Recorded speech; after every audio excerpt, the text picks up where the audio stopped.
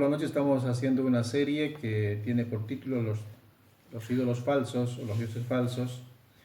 Y tocaba para el día jueves el tema del dios falso, del poder y la gloria.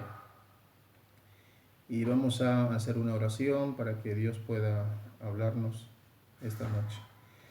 Padre, te damos gracias, Señor, por darnos la oportunidad de poder, Señor, compartir tu palabra a través de este medio y que seas, Señor, tú quien hable, Señor, al corazón de cada uno, Señor, a través de tu palabra. Y estos son tiempos, Señor, de meditación, de reflexión, Señor, acerca de lo que fue nuestro caminar contigo, Señor, hasta antes de esta pandemia, durante esta pandemia, Señor, y también, Señor, seguro lo que será después de esta pandemia, Dios.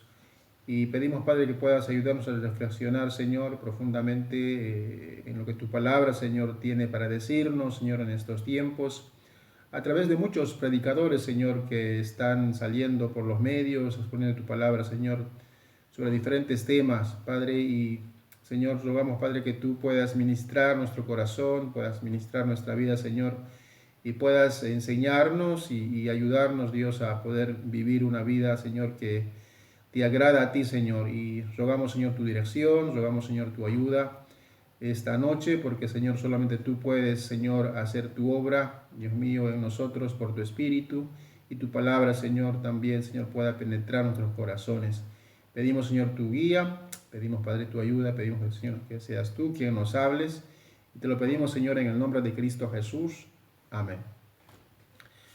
Muy bien, el filósofo alemán Nietzsche, un filósofo contemporáneo del siglo XIX, creía que el dinero reemplazaría a Dios. Yo sé que muchas cosas llenan el vacío espiritual del hombre hoy, o intentan llenar ese vacío, y también hasta antes de la pandemia quizás muchas personas intentaron pensar que Dios no existe. Quizá la sociedad ha perdido la realidad de Dios. Están quizás buscando otras cosas que según en su opinión propia piensan que son más importantes. Algunos acumulan mucho dinero, otros quizás están distraídos por este deseo de poder acumular, y también hay personas que quizá han caído en esto de hacer un culto al cuerpo, de cuidar la apariencia externa por sobremanera, pero tampoco es menos considerable este asunto del poder y la gloria. Ya en los tiempos de Jesús, los fariseos, en los tiempos de Jesús, los religiosos de Israel, ellos en cierta forma buscaban poder. Poder sobre las personas, un poder religioso, también ellos buscaban gloria de los hombres. Claramente Jesús les dice que ellos buscan el aplauso de los hombres, que todo lo hacen para recibir gloria de los hombres.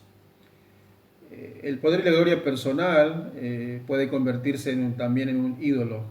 Mucha gente dice hoy, y también lo han dicho en muchos lugares, que ellos tienen el control sobre su vida.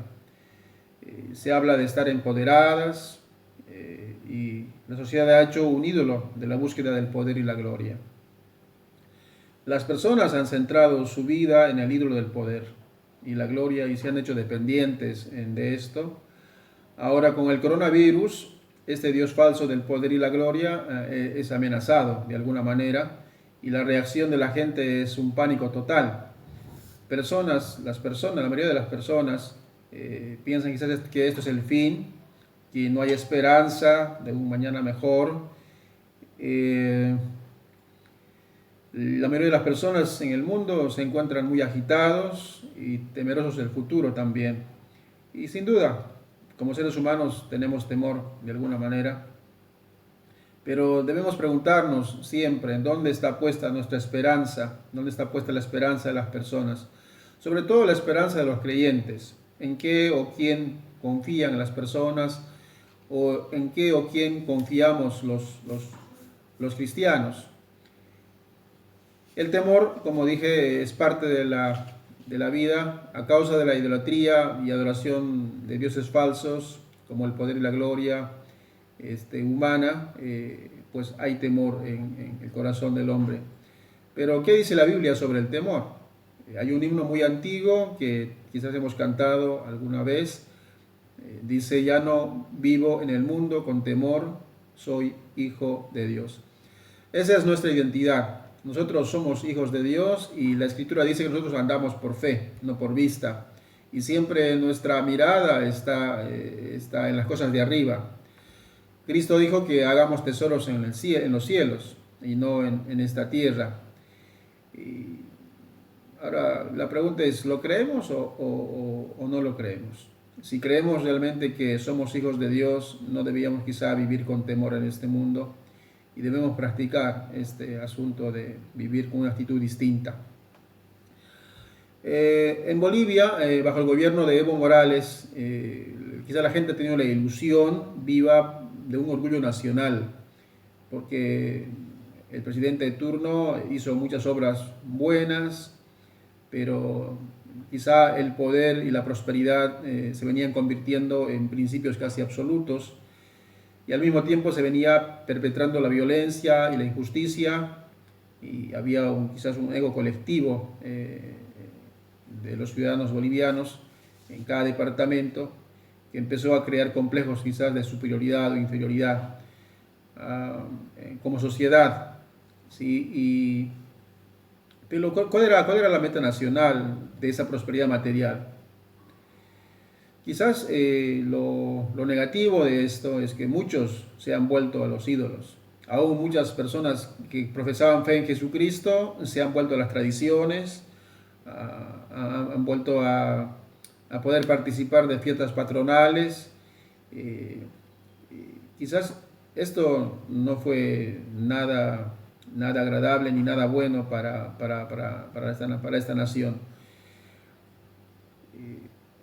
La meta mundial y personal de mucha gente es hacer tesoros en la tierra.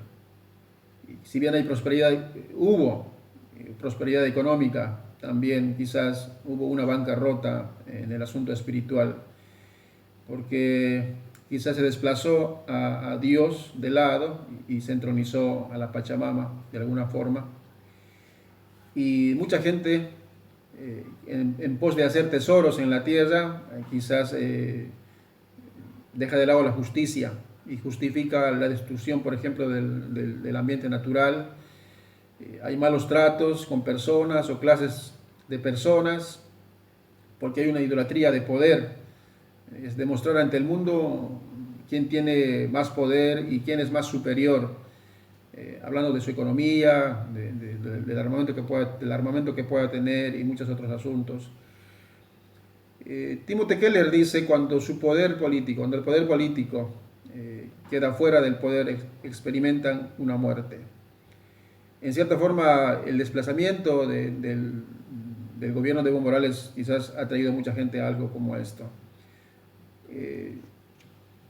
Quizás mucha gente ha pensado que si él no está en el poder, todo se va a derrumbar. Y todavía aún no se ha tenido las elecciones presidenciales en Bolivia. Pero nosotros como líderes cristianos, como creyentes, ¿cómo lo vemos? Cada presidente de turno en cada país, por más equivocados puedan estar, por más malvados puedan ser, por más carentes de legitimidad moral puedan ser, ellos siguen siendo nuestro presidente. Por tanto, yo creo que debemos respetar a cada presidente de turno, pero la política puede convertirse en una religión. El activismo político y religioso puede convertirse en un ídolo. Ahora, ¿cuál es el punto de vista de la Biblia? ¿Qué dice la Biblia sobre el asunto del poder y la gloria? ¿Por qué hay tanta ansia de poder y gloria en el ser humano? Dice un filósofo holandés canadiense, el problema principal de la vida del hombre es el pecado, y la única solución la constituyen Dios y su gracia. ¿Cuál es el problema que tiene el mundo entonces? El pecado. ¿Cuál es el principal remedio? Dios. El Evangelio es la gran noticia que el mundo necesita. Eso es lo que nos dice la Biblia. Sí, mucha gente ambiciona el poder, mucha gente ambiciona las riquezas, mucha gente busca gloria en este mundo. Pero nosotros sabemos que el ser humano fue creado para dar la gloria a Dios, para adorar a Dios, para servir a Dios. Él lo hizo para sus propósitos. Y el capítulo 1, versículo 31 del Génesis dice: y vio Dios todo lo que había hecho, y aquí que era bueno en gran manera, y fue la tarde y fue la mañana del sexto día. Ahora, dice aquí el pasaje en la escritura, era bueno en gran manera. La creación que Dios había hecho era bueno en gran manera. Pero la pregunta entonces es, ¿qué arruinó todo esto que era bueno? Y sin duda el pecado. Este es el villano en el drama de la vida humana, el pecado. Tenemos que lidiar con esto todos los días de nuestra vida, aún nosotros siendo creyentes. La Biblia nos presenta y nos dice que el problema del mundo es el pecado. Quizás no es la economía, quizás no es la pandemia del coronavirus realmente. Lo que causa temor, desesperación, es esto de que la presencia del pecado yace en el corazón del hombre. Y mucha gente intenta dejar de lado esa realidad, intenta llenar ese vacío en su corazón con cosas como el poder, la gloria, la pasión. El capítulo 2 de Génesis, versículo 16 y 17 dice: y ordenó el Señor Dios al hombre, diciendo: de todo árbol del huerto podrás comer, pero del árbol del conocimiento del bien y del mal no comerás, porque el día que de él comas, ciertamente morirás. Podemos resentirnos ante los límites que Dios nos ha fijado. Ya en el principio, en el Génesis, Dios ha fijado límites al hombre. Podían comer de todos los árboles del huerto, pero había una excepción. Había una restricción. Y había una consecuencia también. Si ellos comían de ese fruto, dice la Escritura que morirían, experimentarían la separación física, es decir, la separación de este cuerpo, de aquello que es inmaterial, pero también la separación de Dios. Entonces el hombre puede intentar llegar a ser como Dios, ¿sí? Intentando tener poder sobre su propio destino, pero sabemos que eso es difícil, es imposible. Nadie puede controlar del todo su destino y mucho menos lo que será mañana.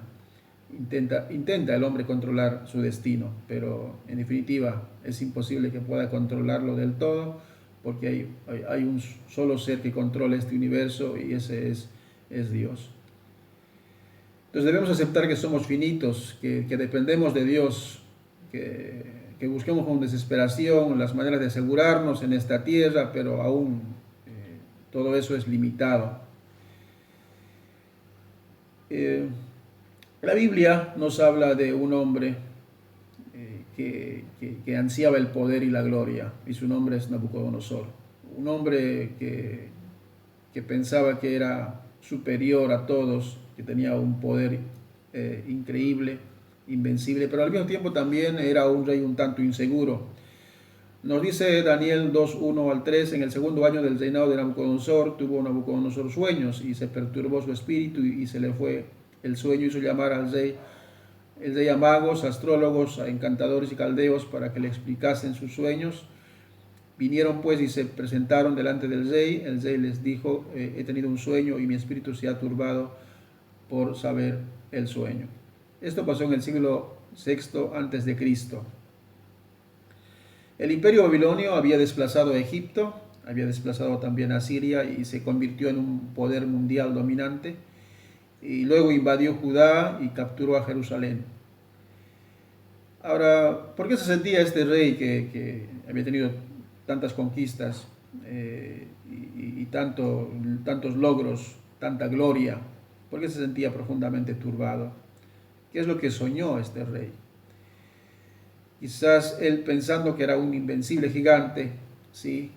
Sin embargo, no sabía que muy pronto su reino también sería desplazado por otro imperio. Y hoy muchas personas que tienen un gran afán de poder también son muy ansiosas y están llenas de temores. En esa posición tienen mucho que perder. Entonces el temor se apodera de Nabucodonosor, el temor o la impotencia de no poder saber el significado de ese sueño. Pero el capítulo 4, versículo 29 al 30 nos dice: al cabo de los 12 meses, paseando en el palacio real de Babilonia, habló el rey y dijo: ¿no es esta la gran Babilonia que yo edifiqué para casa real con la fuerza de mi poder y para gloria de mi majestad? Es un poco curioso lo que dice aquí Nabucodonosor. ¿No es esta la gran Babilonia que yo edifiqué para casa real con la fuerza de mi poder y para gloria de mi majestad? Este hombre temeroso e inseguro trata de superar su inseguridad con una voluntad de poder. Finge no tener limitaciones. En resumen, todo lo que nosotros podemos lograr en esta tierra, si lo tenemos no por sí mismos, sino nos los ha dado Dios. 1 Corintios 4:7 dice: porque ¿quién te distingue? ¿O qué tienes que no hayas recibido? Y si lo recibiste, ¿por qué te glorías como si no lo hubieras recibido? Por tanto, no debemos envanecernos unos a otros de nuestros logros, de nuestra gloria, de nuestros éxitos. No somos unos creadores como Dios, sino unas criaturas finitas, dependientes. Y todo recurso que hay en este mundo es de Dios y no es nuestro. Pero el orgullo del hombre hace que piense que todo lo que ha logrado o tiene es por sí mismo y no tiene que ver con Dios. Alguien dijo: yo soy el amo de mi destino y yo soy el capitán de mi vida. Así piensa mucha gente, que es el amo de su destino y el capitán de su vida, pero eso en su propia opinión. La opinión de Dios es diferente. Por tanto, los ídolos del poder no son solo para los poderosos, ¿sí? ¿En qué cosas busca poder o ser poderoso la gente común? La idolatría del poder afecta a todas las personas. Todos quieren tener poder sobre alguien, control sobre alguien. Y ya dijimos que la única cura es el hecho de que podamos nosotros comprender que somos personas finitas, de que nada de lo que poseemos, lo poseemos de nosotros mismos, sino que se nos fue dado por Dios. Por tanto, este rey orgulloso fue reprendido. Dice el capítulo 2, versículo 31 al 35 de Daniel: tú, oh rey, veías y he aquí una gran imagen. Eso es lo que había soñado. Esta imagen, que era muy grande y cuya gloria era muy sublime, estaba en pie delante de ti y su aspecto era terrible. La cabeza de esta imagen era de oro fino, su pecho y sus brazos de plata, su vientre y sus muslos de bronce, sus piernas de hierro, sus pies en parte de hierro y en parte de barro cocido. Estabas mirando hasta que una piedra fue cortada, no con mano, e hirió a la imagen de sus pies de hierro y del barro cocido y lo desmenuzó. Entonces fueron desmenuzados también el hierro, el barro cocido, el bronce, la plata y el oro, y fueron como tamo de las eras del verano, y se los llevó el viento, y sin que de ellos quedara rastro alguno. Mas la piedra que hirió a la imagen fue hecha un gran monte que llenó toda la tierra. Bien, esta estatua representaba a los altos reinos de la tierra y aparece como un ídolo gigante del poder y de los logros del ser humano. Era la civilización humana, es lo que representaba: el comercio, la cultura, el gobierno, el poder, ejercidos todos por los seres humanos para glorificarse a sí mismos y dejar de lado a Dios. Pero ¿qué sucedió con aquella estatua? En el versículo 44 nos va a decir que esa estatua pues al final se desmoronaría. Aquel sueño era un llamado a la humildad para Nabucodonosor. El poder es concedido por Dios, no es algo que el hombre puede conseguir, porque dice la Biblia que es Dios quien pone a los reyes y quita también a los reyes. Al final de todo lo que es la historia de la vida humana, o lo que se llama el fin de la era, todo lo que el hombre pueda lograr, poder, gloria, al final se va a desmoronar. Y Dios le estaba diciendo en cierta manera a Nabucodonosor que se humillara, que cambiara de actitud delante de él, que cambiara de su manera de pensar de sí mismo, porque ¿cuál o quién era el Dios de Nabucodonosor?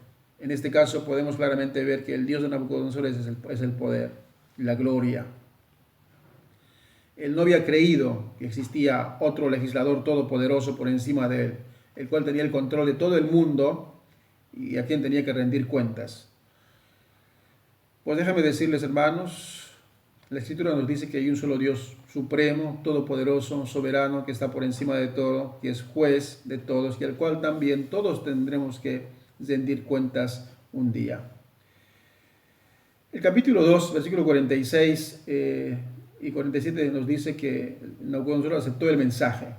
Dice, entonces el rey Nabucodonosor se postró sobre su rostro y se humilló ante Daniel y mandó que le ofreciesen presentes e incienso.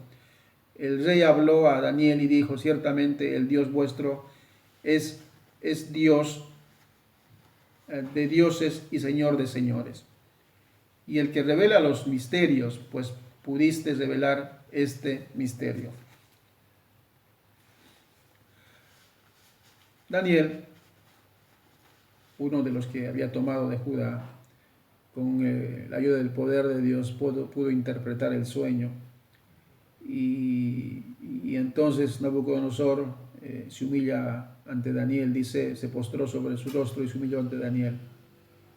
Y habló y dijo, ciertamente el Dios vuestro es Dios de dioses y Señor de los reyes, y el que revela los misterios, pues pudiste revelar este misterio. Con esta pandemia muchos gobernantes también se han humillado delante de Dios, reconociendo sus limitaciones, reconociendo su fragilidad, reconociendo que no pueden controlar todo, aunque tienen mucho poder y mucha gloria.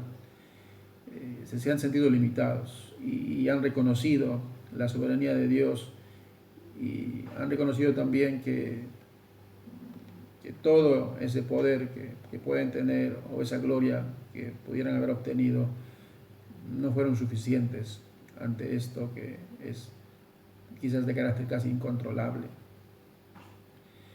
Y el capítulo 4, versículo 34 y 36 de Daniel dice, mas al fin del tiempo yo Nabucodonosor alcé mis ojos al cielo, y mi razón me fue devuelta, y bendije al Altísimo, y alabé y glorifiqué al que vive para siempre, cuyo dominio es sempiterno, y su reino por todas las edades. Todos los habitantes de la tierra son considerados como nada, y él hace según su voluntad en el ejército del cielo y en los habitantes de la tierra, y no hay quien detenga su mano y le diga, ¿qué haces? En el mismo tiempo mi razón me fue devuelta, y la majestad de mi reino, mi dignidad y mi grandeza volvieron a mí, y mis gobernadores y mis consejeros me buscaron, y fui restablecido en mi reino, y mayor grandeza me fue añadida. Bien, el rey Nabucodonosor confesó que Dios es el Señor de los señores y el Señor de los reyes. A pesar de ser un hombre poderoso, el más poderoso del mundo en ese momento, se postró, dejó de lado su orgullo habitual, su orgullo nacional.